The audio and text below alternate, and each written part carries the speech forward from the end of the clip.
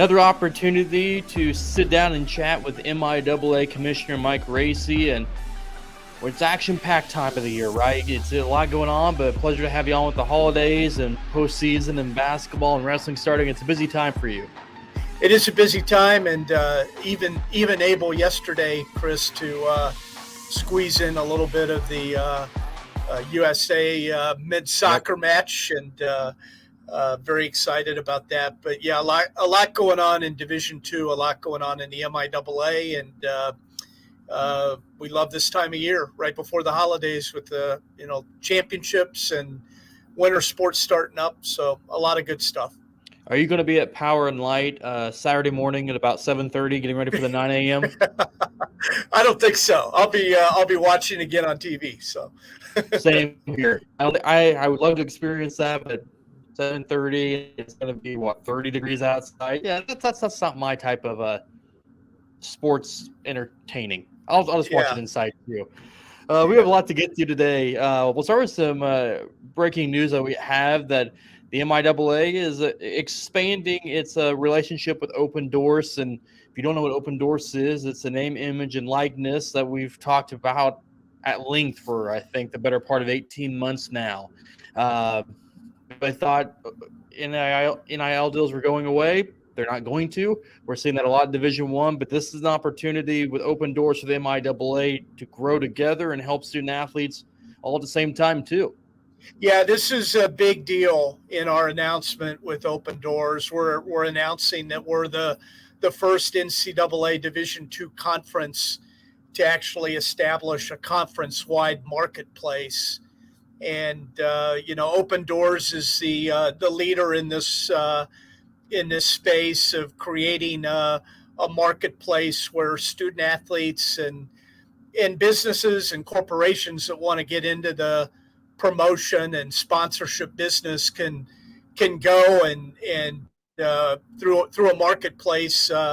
Open Doors makes those connections happen. So we have a number of schools, Chris, as you know, that are Open Doors clients. The MIAA is an Open Doors client as well. We've been so since NIL name, image, likeness was approved by states and the NCAA for student athletes. But we're really excited. We get to be the first Division II conference with our own marketplace. It's going to be available for all MIAA student athletes, not just student athletes at those schools that are partners with Open Doors.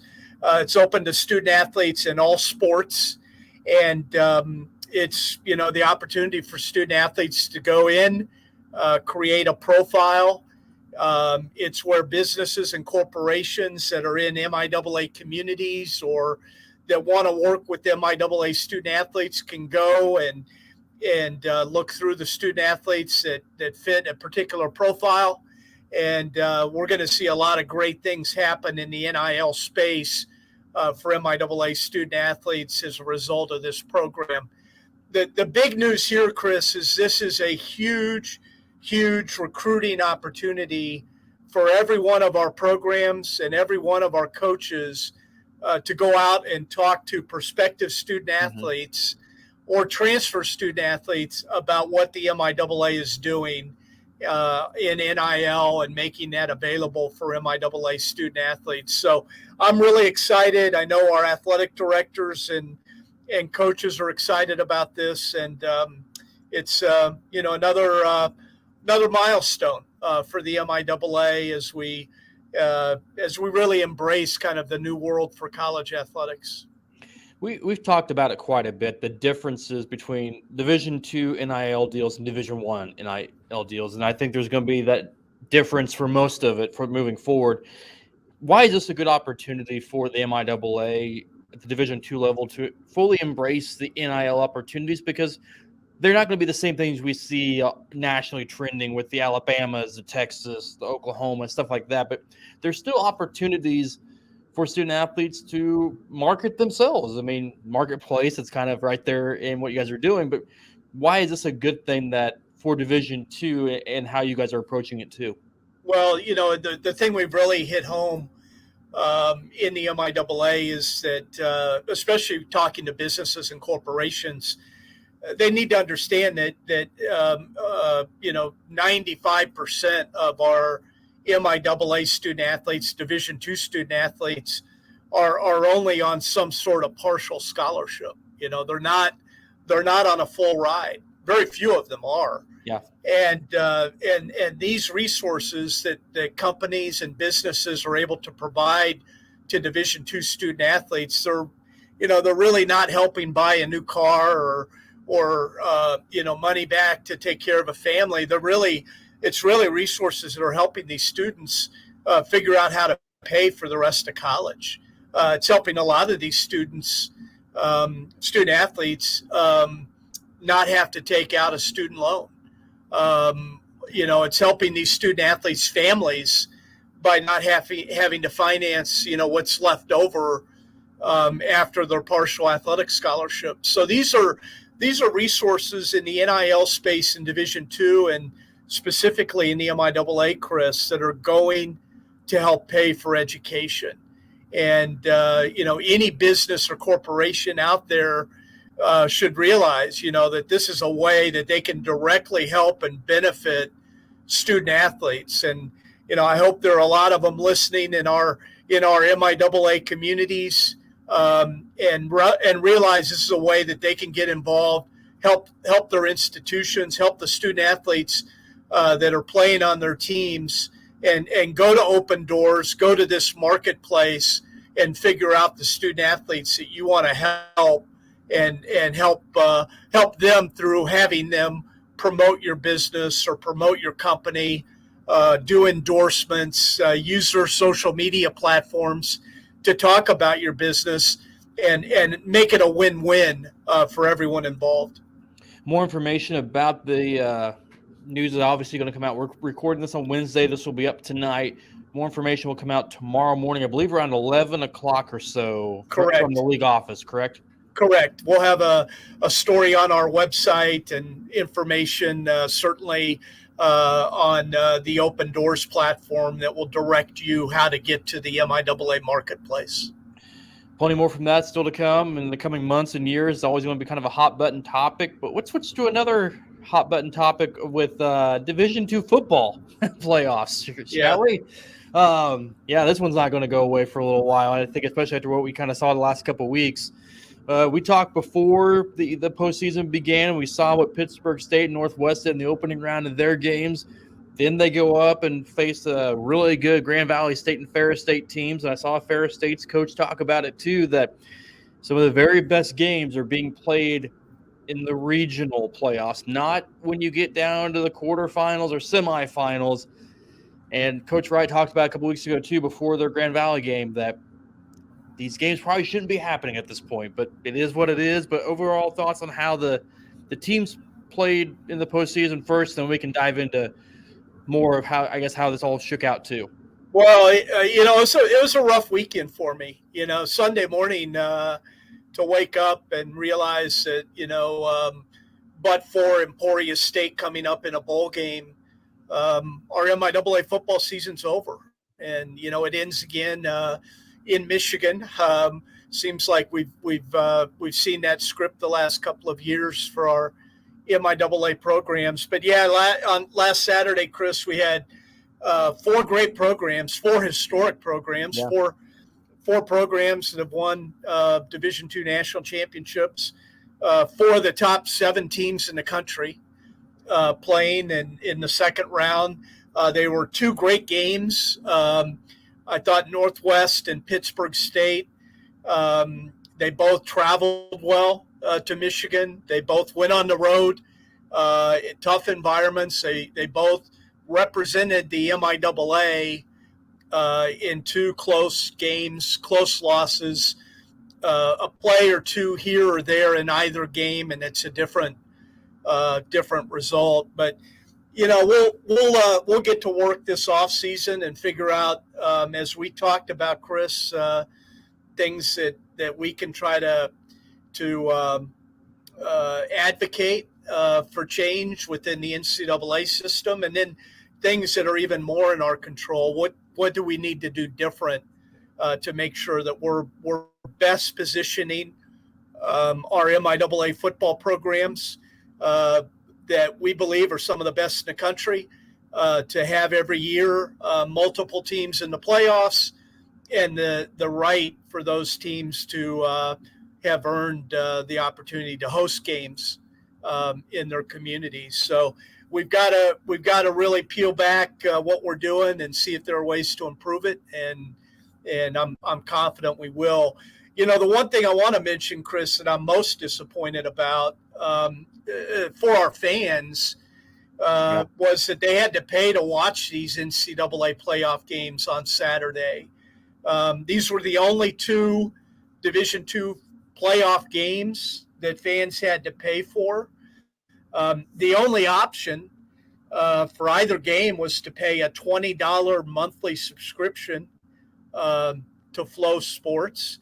You know, I understand from the NCAA that, you know, Flow Sports purchased the broadcast rights for both of these games, and it, you know, appears that really any media entity could come in and do that. I just have a problem with a media entity purchasing games to put them out there in a pay-per-view model that's different than every other game that's part of the playoffs that weekend. That just doesn't seem right to me.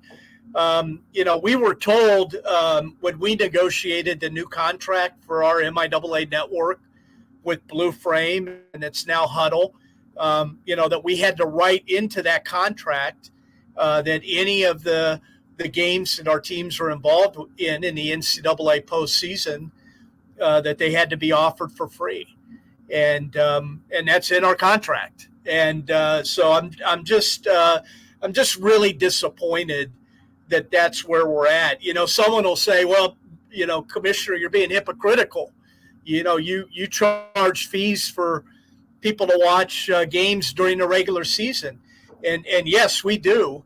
But hopefully all of our fans realize, and anyone that's watching this for the first time, all of that money goes back to our schools. Right. Every dollar that someone's paying to watch a Northwest football game or a Pitt State football game or a UCO wrestling match or a Northwest Missouri State tennis match, those are dollars that are being distributed directly back to our schools, the athletic departments, and those dollars are benefiting every one of our student athletes. And, you know, the money that our fans paid this past weekend, they didn't go to the schools. They did, you know, Northwest and Pitt, they're not getting a cut of that. You know, it's money that's staying with Flow Sports and the NCAA. So, you know, I'm really, you know, I guess the best word is I'm really disappointed that that's where we're at, and just doesn't seem right. And I'm hopeful that moving forward that the media entities that want to broadcast and pay to broadcast an NCAA playoff event, that there are requirements that those broadcasts need to be made available for free, or every playoff game available to fans needs to be behind a you know, pay to view model. But it just didn't seem right for these two games to be the ones that people had to buy a monthly subscription to be able to watch them. Yeah, like you said, it should be one way completely, or one way the other way. That way, there's not like you said, the two games. Going back to the future of the, I don't know, NCAA Division II postseason. I know we've kind of banged this drum a few times, but it's getting more and more evident to me that, in at least my opinion, there's a problem with it. And Coach Wright was talking about, because I asked him about it at one of the luncheons beforehand. And, you know, we see what NIAA does with how they have it set up. The FCS has it set up. And we've talked about travel costs with everything Division II. That's all still going to be there. But do you feel like there's a way that this model can completely shift? Or do you think there's not enough frustration with the regional model that's not going to change anytime soon either? Yeah, you know, there's certainly, I think, a recognition in Division II that a regional model does help with travel and helps create opportunities for everyone. which is fine. But we're not necessarily, rewarding the best in the way that we have things set up. So I don't have the answers, but I do hope that, that there are people that are willing to at least ask the questions, can we do things better? And can we take some things from what some other divisions are doing, or the NAIA? Let's be open to improving and doing things better if it's out there. The one thing I do like about football that we really haven't embraced in other sports is the ability for your fifth or sixth or seventh seed to move them into a different region and to move them into a place that looks better geographically. It allows you to modify the bracket in a way that maybe reinforces even more the travel issue and the expense issue. But I was disappointed that the football committee didn't use that tool. That tool is there, and they instead of using it, I think we saw 5 or 6 repeats of matchups in the first round of teams that played each other during the regular season in the conference matchups. So, we've got to, if we've got the tools there, we need to use them. And I think Coach Wright would agree with me on that, if there was a way that, a Pitt State or a Northwest could have been moved into a different geographic region, maybe out west, that would have helped with, reducing a charter flight or, avoiding Northwest or Pitt State from having to fly to Michigan. Maybe they're able to drive somewhere in a second round matchup. We need to look at that and use all the tools that are available. Obviously, we could talk quite a bit on those things, but it's like that kind of in every sport. We look in the central region and the super regions where you have volleyball, basketball. This part of the country's got some of the very best student athletes and coaches, whether it's MIAA, Northern Sun, the GLIAC, whoever it is. But we could talk about that all day. I could anyway. But I have no answers either. I can say what I don't like about it, but I'm like, I don't really know how to fix this either. So it's hard because we're part of a national association and everybody's got kind of an equal vote and equal say, and schools in the Northeast and the West believe that they have just as much of a right for an equal representation in the playoffs as anyone else. But we've got to, like I said, if the tools are there to do some things with the bracket to avoid conference foes from matching up in the first round and moving some teams into different regions, we should use those tools. Absolutely. Now we'll turn our attention to basketball early season conference play kicking off this week for the MIAA. Some games already have happened this week, but another tough year on both the men's and women's sides of basketball. Should be a fun year, just kind of how deep both sides are again.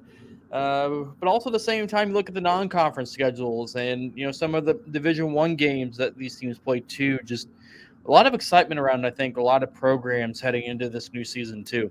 I think so. And we're seeing some teams that, are kind of new to the top of the polls.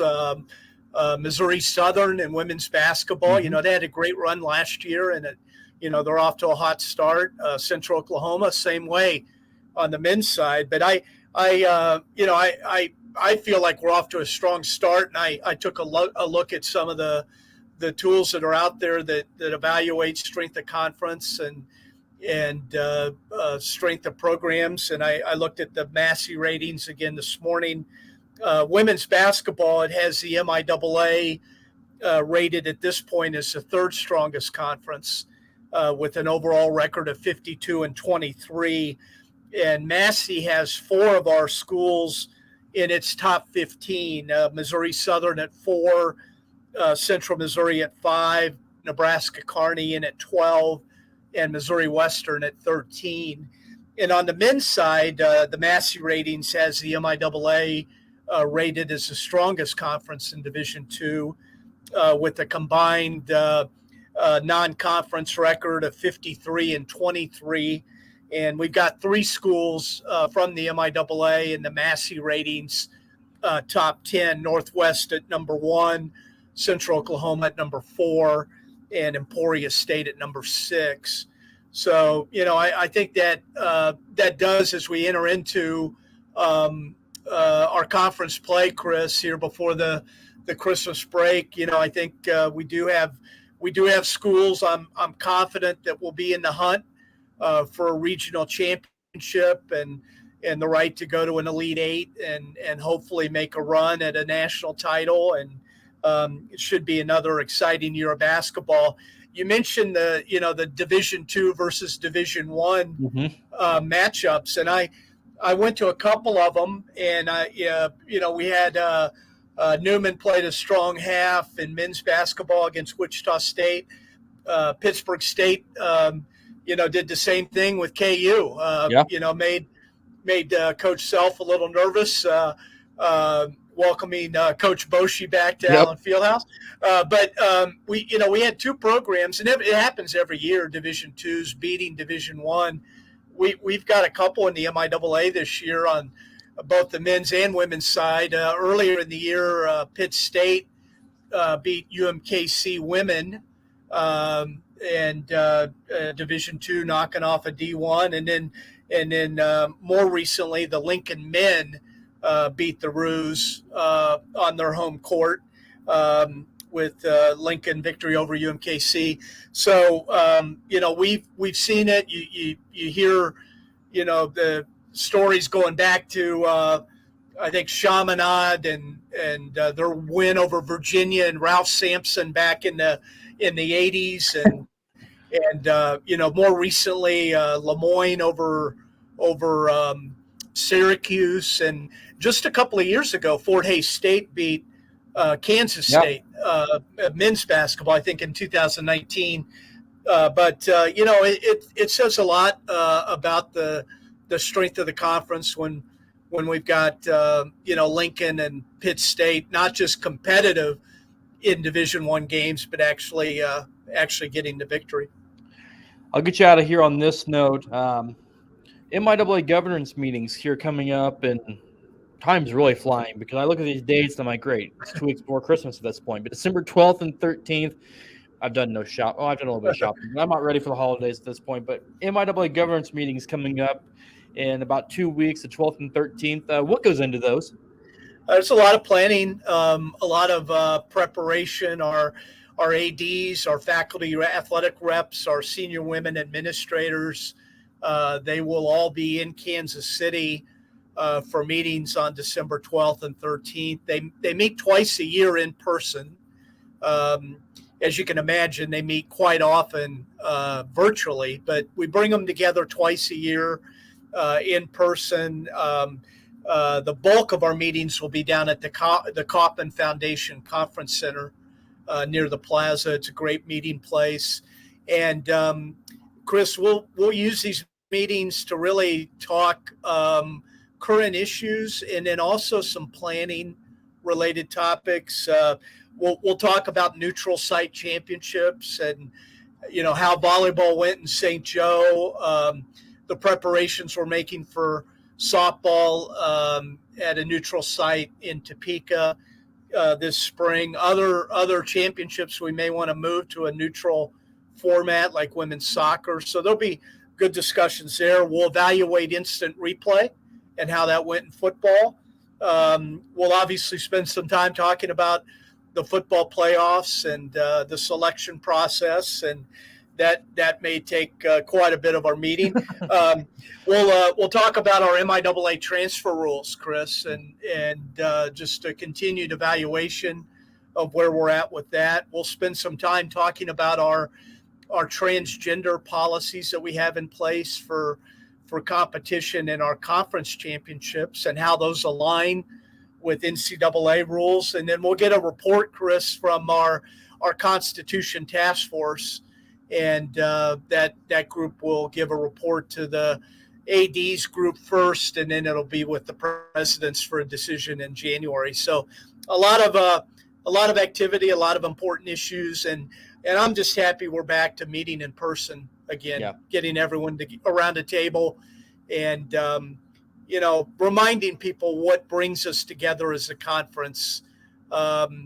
It's hard to remember that sometimes when all we're doing is seeing each other at games and competition, but we have there's a lot of common beliefs and philosophy and mission, and that's why we sit around the table to continue to do things to make the MIAA experience the best possible for our student athletes, and I'm sure that's where we'll kind of center all of our discussions when we're together here in 2 weeks. MIAA Commissioner Mike Racy, one last question. Secret Santa in the league office, and is everybody drawing your name out of the hat? I sure hope so. No one's getting Marshall, right? Yeah, we've asked that that Marshall be added to the naughty list, and but yeah, it's a great time of year. We've got a conference office retreat planned. I think Friday, December 16th. We'll take some time to have lunch together and spend some time celebrating what's been a great year for the MIAA. We'll do a little planning, and we're going to do some mini golf, inside mini golf at a place called Sinkers in downtown Kansas City, pretty close to the Power and Light District. They have nine-hole mini golf and then some tabletop mini golf that everyone says is a good time. So we'll see. We'll tell you on our next broadcast who the mini golf champion is of the MIAA office, Chris. There you go. I was going to say, if you're going outside mini golfing, good for you. You won't catch me out there mini golfing right now. Not till April at the earliest, probably. So, yeah. MIAA Commissioner Mike Racy, thank you as always. You bet. Good to see you, Chris.